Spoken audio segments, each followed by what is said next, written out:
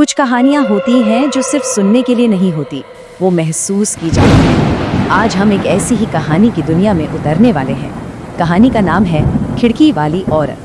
कहते हैं कुछ खिड़कियां ऐसी होती हैं जिन्हें हमेशा बंद ही रखना चाहिए। तो चलिए शुरू करते हैं। हमारी कहानी की शुरुआत होती है एक रात से। एक बिल्कुल आम सी रात, लेकिन बाहर एक भयानक तूफान था।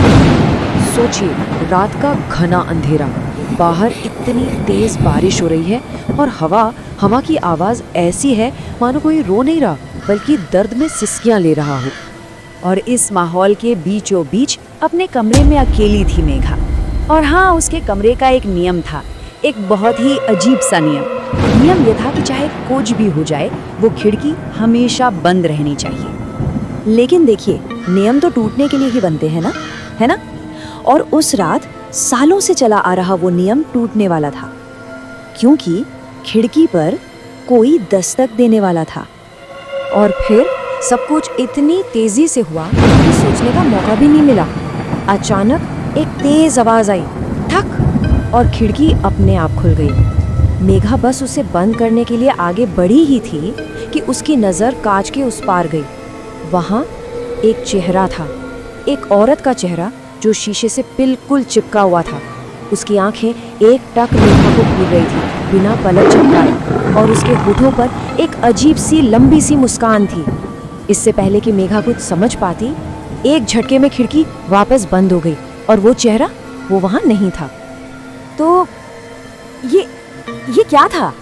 क्या ये सच में हुआ या फिर बस मन का वहम था? तूफान, अंधेरा, हो सकता है डर की वजह से कुछ दिख गया हो। मेघा ने खुद को यही समझाने की पूरी कोशिश की, पर हम सब जानते हैं ना कि वो कोई वहम नहीं था।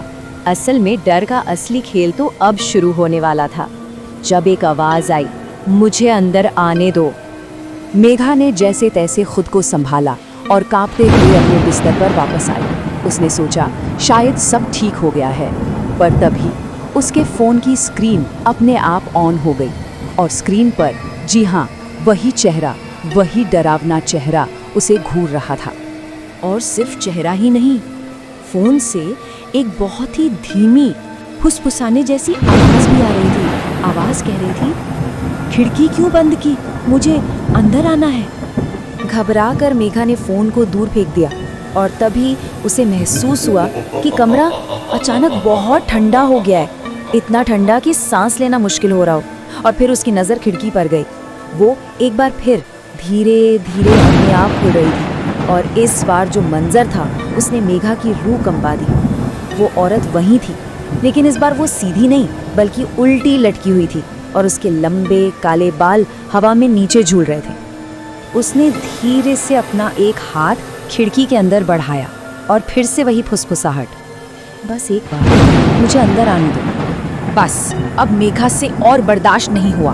वो अपनी पूरी जान लगाकर दरवाजे की तरफ भागी। उसे खोलने की कोशिश की, पर दरवाजा लॉक था, बाहर से बंद था। अब भागने का कोई रास्ता नहीं बचा था। वो उस कमरे में उस चीज के साथ कैद हो चुकी थी। उस रात उस बंद कमरे में असल में क्या हुआ, ये तो कोई नहीं जान पाया। इसका सच अगली सुबह सामने आया। अगली सुबह हुई। घर वालों ने मेघा को बहुत आवाजें दी, दरवाजा खटखटाया, पर अंदर से कोई जवाब नहीं।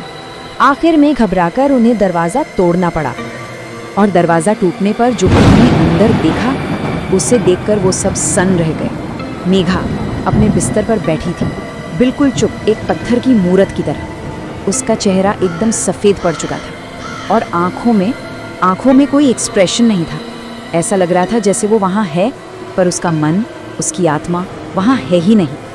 और फिर उनकी नज़र उस खिड़की पर पड़ी।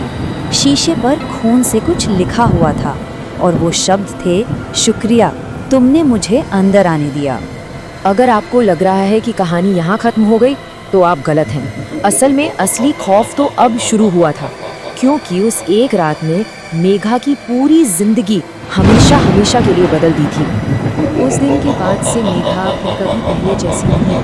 उसकी हंसी, उसकी बातें, सब कहीं खो गया।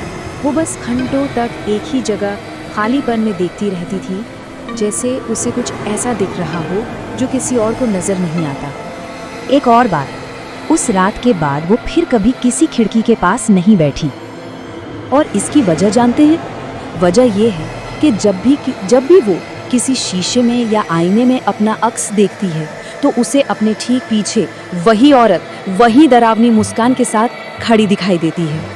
तो ये कहानी हमें एक सवाल के साथ छोड़ जाती है कि आखिर सबसे डरावनी कहानी कौन सी होती है?